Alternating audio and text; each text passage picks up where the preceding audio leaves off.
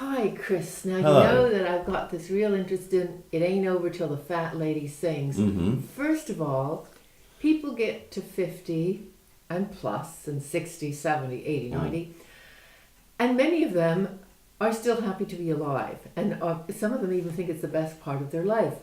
But they're not thinking of falling in love. What shall I do with my life? All that kind of stuff. That's in the past, yes. So my question, what makes life worth living now? What makes it good? And then also even how good is it compared to being 20 and 30? What makes life good for me is all the interests I have, my family, my children, um, and everything's pretty good. With good health, obviously, is very important. The good health of my family. Um, my interests, my interests are very time consuming. I do a lot of music. I play the piano. I play in ensembles, and that takes a lot of time. It's very demanding of time, not just in regard to the performance, but in regard to practicing and rehearsing. You can carry on all day doing that. I mean, it can be completely all absorbing. So time-wise, I know there are some people who get to retirement and they're at a loose end, they have nothing to do. I'm not in that position. I've never been in that position. I hope I never shall be in that position. The only chance I have of being in that position is becoming somehow physically or mentally incapacitated. But as long as that doesn't happen, then my days are very full. And I go on the computer, I read blogs, I send emails to people, I keep up to date with what's going on. It all takes time, and the days just fly by. I mean, I get up, I don't know, about 8:30 usually. I'm not an early riser by any means, but if I get up later than 8:30, I feel, well, at my age, I'm wasting time. I mean, that's okay when you're a teenager, you can stay in bed till midday because you've got your whole life ahead of you. So time isn't very important. But when you get to a certain age, you realise that time is at a premium. So I get up fairly early. And I go to bed. When do I go to bed? About 1 o'clock in the morning, 2 o'clock in the morning. So the day is quite long, but it passes. Because time passes so quickly, and it's so frustrating when you sit there and you think, my gosh, that's another day gone. Boredom isn't an issue. I'm lucky that I have a great wife. I have two nice children, a grandchild, another one on the way. So that sort of, it gives me pleasure. I mean, it gives me concerns as well because you look at the state of the world and you think, what's it going to be like for my children, and more specifically for my grandchildren? And one doesn't look at the future with terribly much optimism, the way things are going. We've had a good deal. I mean, my generation, I admit, has in many ways had a very good, very good life. We haven't had to go to war. We've been able to buy our own houses. We've been reasonably comfortable. What will happen in the future? There are a lot of signs which suggest that it's not going to be so good. So that's a source of concern. But still, on balance, I'm positive. I'm content with my life. I wouldn't really want to change it in any way. There's nothing that I crave. I don't crave more money. I don't crave any more possessions than I have. I've got a decent house. I've got a piano. I've got a computer. I've got enough clothes to cover my back. I'm happy. Things have turned out very well. I almost feel guilty about saying that because, of course, with some people it's not the case, and their lives have not turned out very well. Sometimes through no fault of their own. But as far as I'm concerned, here today, I'm content. I'm probably more content than I was, a few decades ago because, well, I'm retired now, so I have more time to devote to my own interests, and that's a big plus. Although I must say I've always again, I'm lucky because I've always enjoyed my work. I know a lot of people don't. You know, they get up on Monday morning and they groan and think, oh my God, another week of drudgery. I never really found that in my job as an insurance underwriter. It was always, I mean, there were always bad times and there was difficult times. Difficult jobs to do, difficult things to tell people, difficult tasks to undertake. But overall, I enjoyed it. I always enjoy the company of my colleagues. So, I'm pretty positive about things. What was the question again? No, you answered the Oh, did question I? again. No, so I'm going, you've even answered you're more satisfied than a few years or decades ago. Well, I am, of course, mortality sort of starts to creep up on you. When you're in your 20s, you think, well, the world's your oyster, and it's going to go on and on and on forever almost. You don't ever think of an end.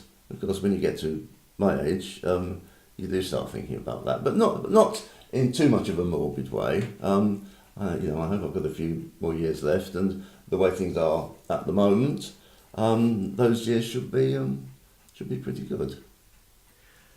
If your 10-year-old self had a chance to look at you, what might your 10-year-old self think of you? And then you're 20 and 30. How Probably, I don't know what I wanted to do when I was 10. I probably wanted to be a spaceman or something like that. So I'm afraid that particular ambition was never realised.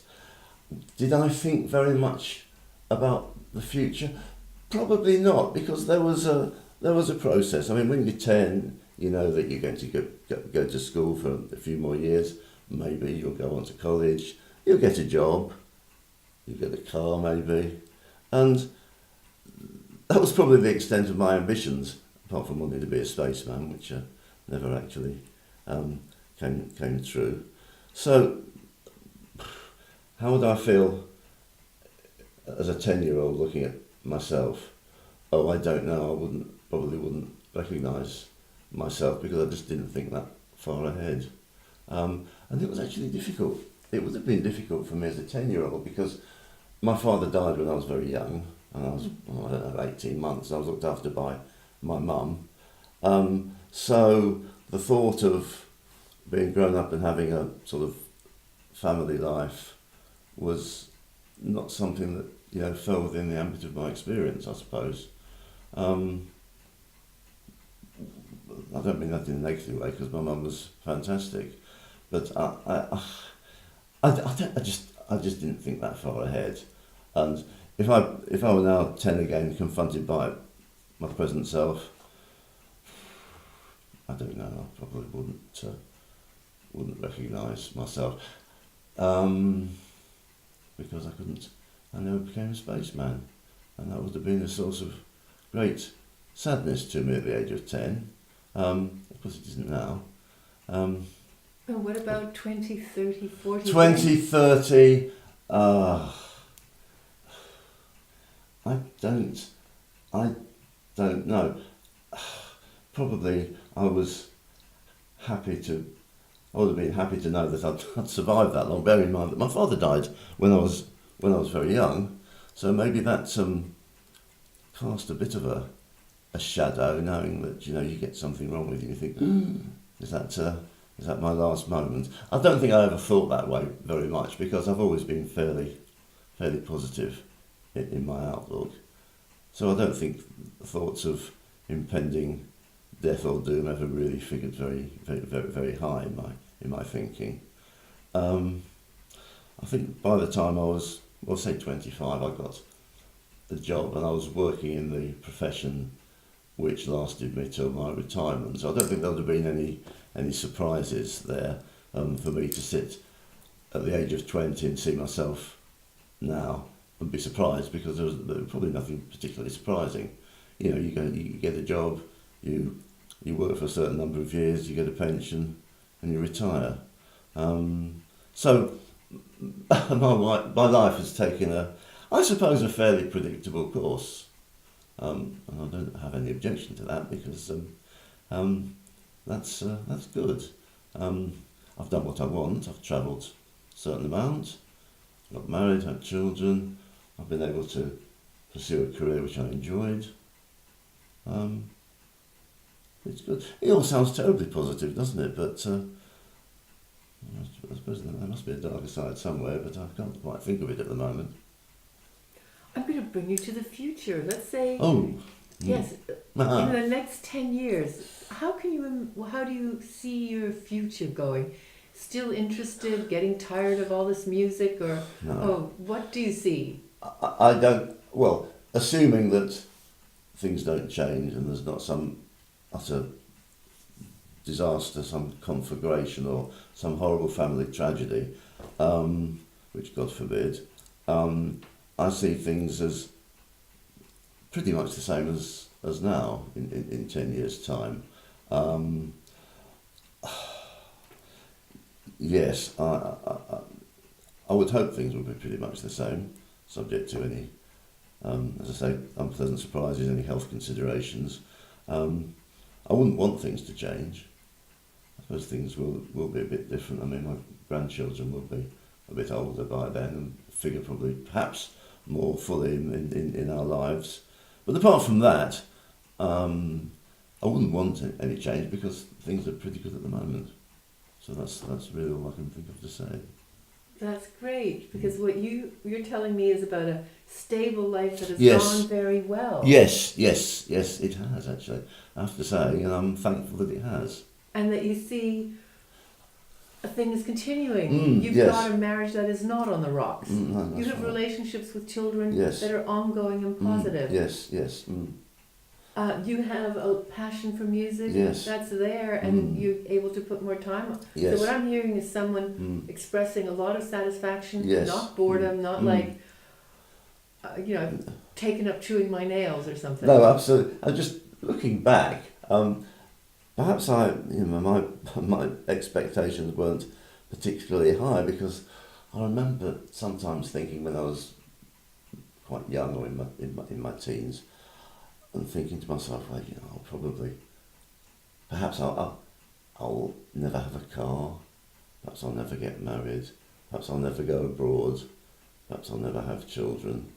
So all those fears turned out to be groundless, and I've probably achieved perhaps more than I would have hoped to. I would have expected to achieve.